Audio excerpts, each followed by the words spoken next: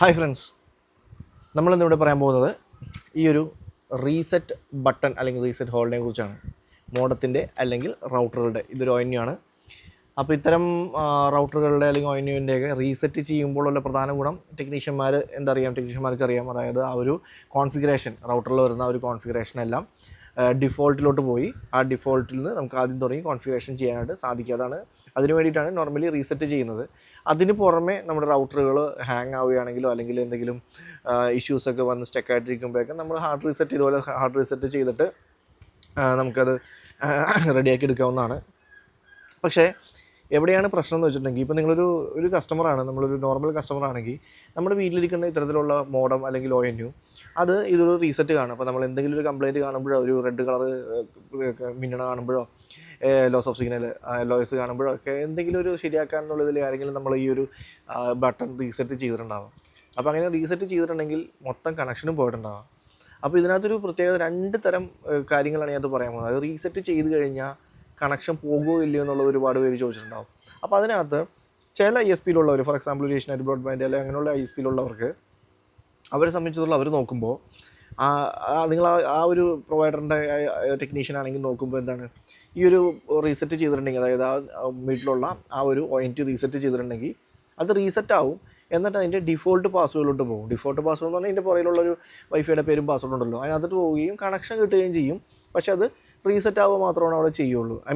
ആ ഒരു റീസെറ്റായിട്ട് ആ ഒരു ഡിഫോൾട്ട് പാസ്വേഡിലോട്ട് പോവുക, അല്ലെങ്കിൽ ഡിഫോൾട്ട് പേരും പാസ്വേഡിലോട്ട് SSIDയും പാസ്വേഡിലോട്ട് പോവുകയാണ് ചെയ്യുന്നത്. വേറെ കണക്ഷൻ പോവില്ല.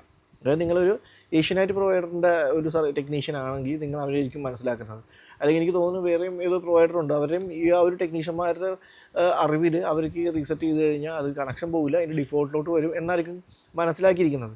എന്നാൽ അതല്ല, ബാക്കിയുള്ള ISPകൾ ഇപ്പോൾ കേരള വിഷൻ ആയാലും അല്ലെങ്കിൽ എയർടെൽ ആയാലും ജിയോ ആയാലും അങ്ങനെ ഒരുപാട് വേറെയും ISPകളുണ്ട്.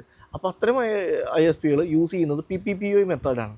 അതായത് ബാക്കിയുള്ള ഇപ്പോൾ ഞാൻ നേരത്തെ പറഞ്ഞ പോലത്തെ ഒരു ISP യൂസ് ചെയ്യുന്നത് ഒതൻറ്റിക്കേഷൻ, ഒരു സ്റ്റാറ്റിക്, അതായത് ആ ഒരു IP ഒതൻറ്റിക്കേഷൻ ആയിട്ടായിരിക്കില്ല. അതായത് ഒരു ഒതൻറ്റിക്കേഷൻ മാക്ക് വെച്ചിട്ടായിരിക്കും ഒതൻറ്റിക്കേറ്റ് ചെയ്തേക്കുന്നത്. ഒരു PPPoE പേരും പാസ്വേഡൊന്നും തന്നെ ഉണ്ടാവില്ല. ഒരു മാക്ക് അഡ്രസ്സ്, ഈ ഒരു മാക്ക് അഡ്രസ്സ് വെച്ചിട്ടാണ് ആ ഒതൻറ്റിക്കേഷൻ നടക്കുന്നത്. ഈ മാക്ക് അഡ്രസ്സ് വെച്ചിട്ട് ഒതൻറ്റിക്കേഷൻ നടക്കുന്ന ISPകളിൽ നമ്മൾ ആ റീസെറ്റ് ചെയ്താലും അതിൻ്റെ ഡിഫോൾട്ടിലോട്ട് പോവുകയും നമുക്ക് നെറ്റ് കിട്ടുകയും ചെയ്യും. എന്നാൽ അതേസമയം ഈ ഒരു PPPoE യൂസർ നെയിം പാസ്വേഡ് ഉപയോഗിച്ച് ചെയ്യുന്ന കണക്ഷനാണ് നിങ്ങളുടെ എങ്കിൽ, അതായത് ഓൾമോസ്റ്റ് ഒരു 80% ISPകളും അങ്ങനെയാണ് യൂസ് ചെയ്യുന്നത്. അങ്ങനെയുള്ളവർക്ക് ഈ റീസെറ്റ് ചെയ്ത് കഴിഞ്ഞാൽ കണക്ഷൻ പോകും. രണ്ടാമത് കോൺഫിഗറേഷൻ ചെയ്യേണ്ടി വരും. ഈ ഒരു യൂസർ നെയിമും പാസ്വേഡും PPPoE യൂസർ നെയിം പാസ്വേഡും എൻ്റർ ചെയ്ത് ആ കോൺഫിഗറേഷൻ പ്രോപ്പറായിട്ട് VLAN ഉൾപ്പെടെ കോൺഫിഗറേഷൻ പ്രോപ്പറായിട്ട് ചെയ്താൽ മാത്രമാണ് കണക്ഷൻ ലഭിക്കുകയുള്ളൂ.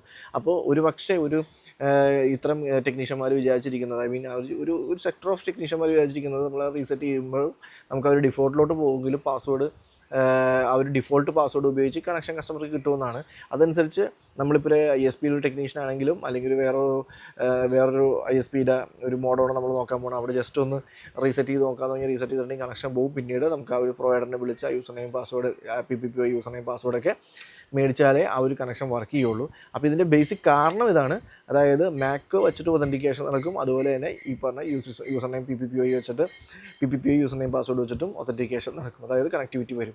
അതിനകത്ത് ഈ ഒരു മാക്ക് വെച്ചിട്ടാണ് ബൈൻഡ് ചെയ്തേക്കണമെങ്കിൽ ഓൾറെഡി നിങ്ങൾ റീസെറ്റ് ചെയ്താലും ബാക്ക് ഇത് തന്നെ ആയതുകൊണ്ട് ആ മോഡം അപ്പാവും, ഡിഫോൾട്ട് പേരും പാസ്വേഡും ആയിരിക്കുന്നുള്ളൂ, നിങ്ങൾക്ക് കണക്ഷൻ കിട്ടും, വേറെ കുഴപ്പമുണ്ടാവില്ല.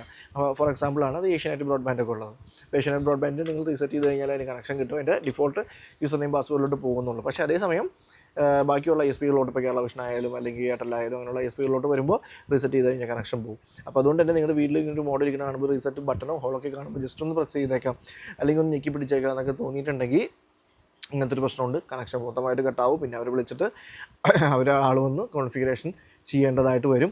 അപ്പോൾ റീസെറ്റ് ചെയ്യുന്നതൊക്കെ നല്ലതാണ്, ഒരുപാട് ഗുണങ്ങളൊക്കെ ഉണ്ട്. അതിന് പല സോഫ്റ്റ്വെയർ ഓൾറെഡി കോൺഫിഗറേഷൻ ചെയ്തിരുന്നതൊക്കെ അപ്ഡേറ്റ് ചെയ്യാനോ അല്ലെങ്കിൽ ചേഞ്ചസ് വരുത്താനോ ഒക്കെ റീസെറ്റ് ചെയ്യുന്നത് നല്ലതാണ്. പക്ഷേ ഇത്തരത്തിലുള്ള പ്രശ്നമുണ്ട്, കണക്ഷൻ പോകും. അപ്പോൾ എല്ലാവരും ഏഷ്യാനെറ്റ് ബ്രോഡ്ബാൻഡ് എല്ലാം ഉപയോഗിക്കുന്നത്, അപ്പോൾ വേറെയും ISPകൾ ഉപയോഗിക്കുന്നവരുണ്ട്.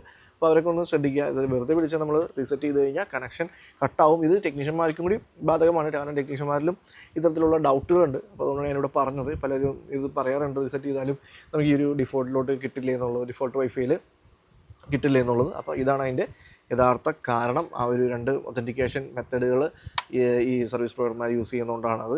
അപ്പോൾ അത് കഴിയുന്നതും റീസെറ്റ് ബട്ടൺ റീസെറ്റ് ചെയ്യാതിരിക്കുക. ചെയ്യുന്നുണ്ടെങ്കിൽ ഇതൊക്കെ അറിഞ്ഞിട്ട് വേണം ചെയ്യാനായിട്ട്. ഓക്കെ, എനിക്ക് ഇന്നത്തെ വീഡിയോ മനസ്സിലായെന്ന് വിചാരിക്കുന്നു. ഇതുപോലത്തെ മറ്റൊരു വീഡിയോ ആയിട്ട് നാളെ വീണ്ടും കാണാം. Bye bye.